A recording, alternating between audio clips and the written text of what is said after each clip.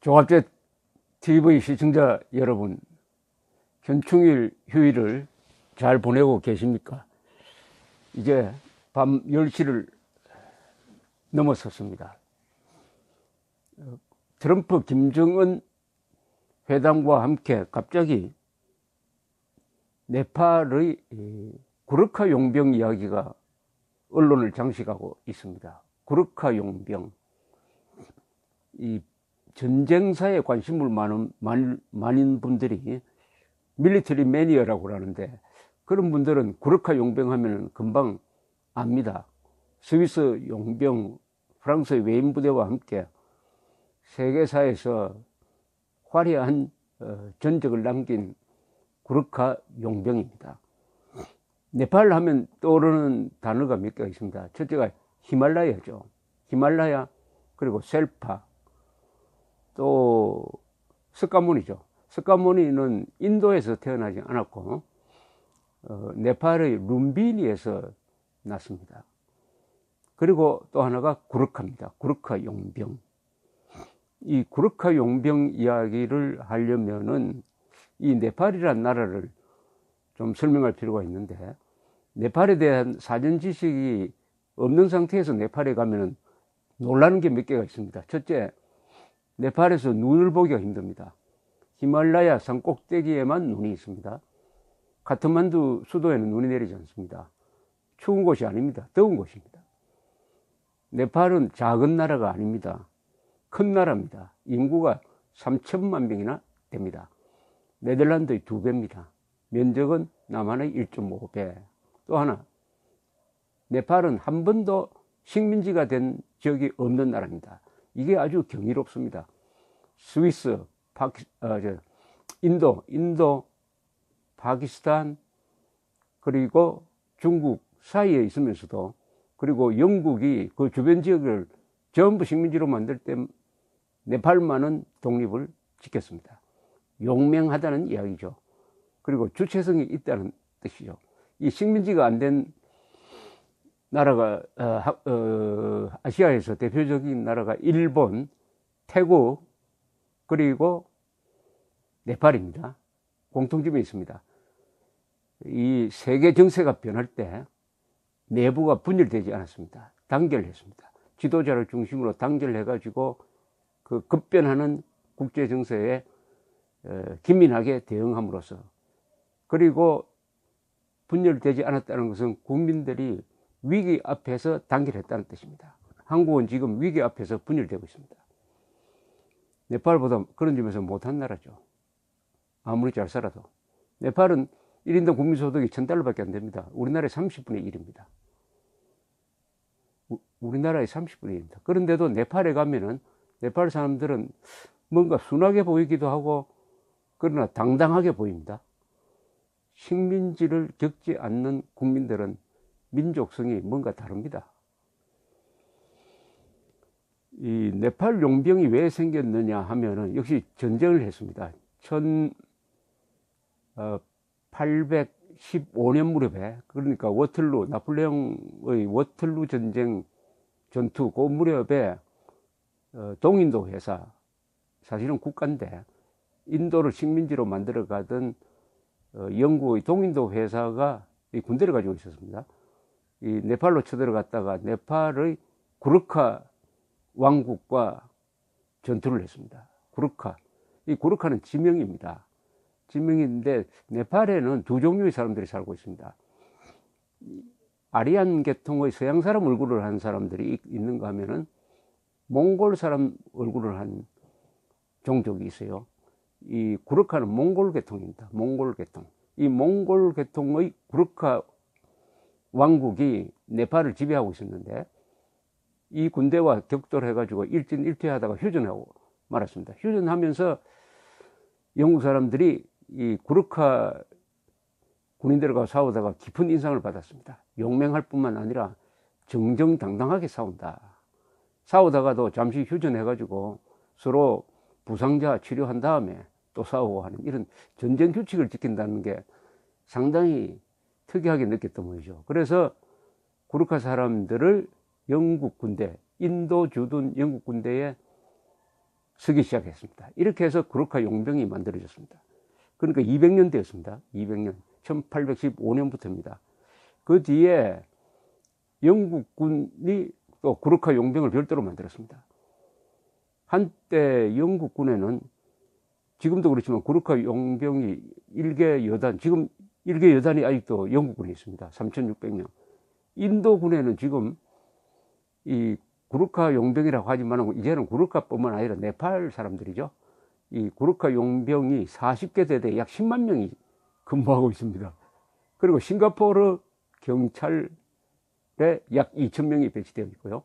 고용되어 있는 것이죠. 또 브루네이, 그 옆에 있는 아주 부자 나라 브루네이에도 약 2,000명의 구르카군이 가 있습니다. 이 지난 200년 동안 주로 영국군을 따라다니다가 보니까 수많은 전투에 참여를 했습니다. 아마 전투 참여 횟수로는 세계에서 가장 많은 전투를 겪은 게 이 네팔의 구르카 용병입니다. 영국이 인도를 다스리니까 그 영국군 소속으로 인도에서 일어나는 반란을 진압하는 작전, 그리고 영국이 아프가니스탄으로 쳐들어가니까 또 아프가니스탄에서 전쟁을 하고 1차 세계대전 때는 영국군 소속으로 여기저기 싸웠는데 특히 용감하게 싸운 곳이 1차 세계대전 때 구르카 용병이 20만 명이 참전했습니다. 그 중에 약 2만 명이 전사를 했는데 10분의 1이죠. 영국군이 고전한 전투가 1차 세계대전 때 어디냐면 오스만 터키의 갈리폴리 반도에 상륙을 했다가 거기서 케말 파샤가 이끄는 터키군의 저항을 받아가지고 수십만 명이 죽은 다음에 철수를 합니다. 이 처칠이 계획한 전투였습니다. 1차 세계대전 때 처칠은 해군상을 했습니다만은 이때도 가장 먼저 상륙했다가 가장 늦게 물러난 부대가 바로 이 구르카 용병이었습니다. 구르카 용병의 용감성은 어디서 나오냐면은 이 사람들이 고산지대에 살다가 보니까 폐활량이 큽니다. 그리고 인내심이 강하고 조직력이 강하고 무엇보다도 상관의 명령에 무조건 복종합니다. 구르카는 상관의 명령에 대해서 따지지 않는다 합니다. 도덕적으로 따지지 않는다고 그래요. 이게 잘못된 명령이냐 잘한 명령이냐를 따지지 않는다는 겁니다. 그리고 구르카 용병 하면은 제일 유명한 상징이 구클리 또는 구쿨리라고 하는 환도입니다. 한 50cm, 무게가 900g, 길이 한 50cm 나가는 휘어진 칼이죠. 그 칼을 항상 가지고 다닙니다. 총을 들어도 반드시 칼을 가지고 다닙니다. 칼을 두 자루인데 하나는 의식용입니다. 예식용이죠. 또 하나는 실전용인데 이 칼로 무섭게 백병전을 합니다. 이 1차 대전 때 20만 명이 참전해가지고 2만 명이 죽었는데 2차 세계대전 때도 약 5만 명이 참전해가지고 약 3만 명의 전사상자를 낸 기록이 있습니다. 이 사람들은 훈장을 도맡아서 받는 사람들입니다. 아주 용감하게 싸우니까. 이 전후에는 또 어디서 싸웠느냐 하면은 2차 세계대전 후에는 장글에서 싸웠습니다. 이 구르카 용병이 장글에서 잘 싸웁니다. 태평양 전쟁에서 이 일본군이 장글전에서 특히 인도네시아 장글전에서 잘 싸웠습니다. 그러나 그 일본군을 압도한 것이 구르카 군이었어요. 전후에 말레이시아 정글에서 공산 게릴라하고 싸울 때 이 영국군이 투입한 군대가 구르카 군대였습니다. 이겼습니다. 뿐만 아니라 UN 평화유지군에 연인은 10만 명을 보냈습니다. UN 평화유지군은 이 구르카 용병이 없으면 운영이 안 될 정도입니다. 뭐 시에라레온, 이라크, 소말리아 등등 여러 곳에서 전투와 평화 유지 임무를 맡고 있습니다. 한국군에 영연방 군대가 많이 왔는데요. 거기에 구르카 군대가 소속되어 있다는 이야기가 있는데 현재로는 기록으로는 확인이 안 됩니다. 확인되면 나중에 또 말씀드리려고 합니다. 이 구르카는 이 칼, 쿠쿨리라는 칼을 잘 휘두르기 때문인지 백병전에 아주 능합니다. 체구가 큰 편은 아닌데 꼭 체구가 크다고 해가지고 백병전에서 이기는 거 아닙니다. 유명한 러일 전쟁 때 일본 육군은 키가 10cm나 더 큰 러시아 군대하고 백병전에서 이겼습니다. 훈련입니다.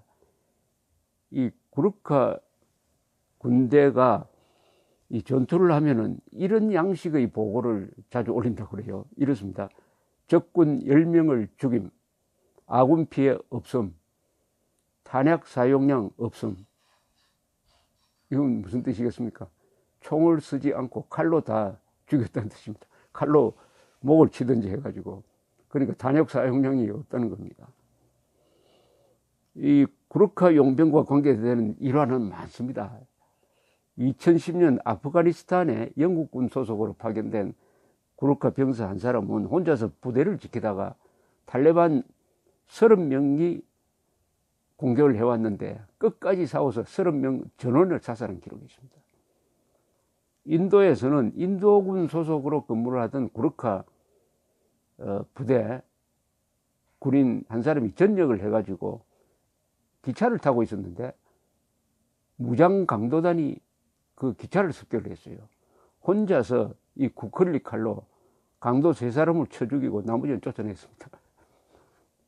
이 싱가포르에 등장한 구르카 용병은 이 경찰 소속입니다. 주로 요인 경호와 대테러 임무를 맡고 있다고 합니다.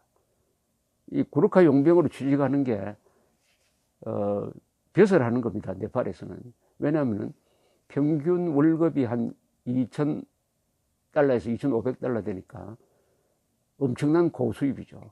대충 45살 되면은 정년이 되고 그 번 돈으로 고향에 돌아와서 뭐 장사를 한다든지 해가지고 잘 산다고 합니다.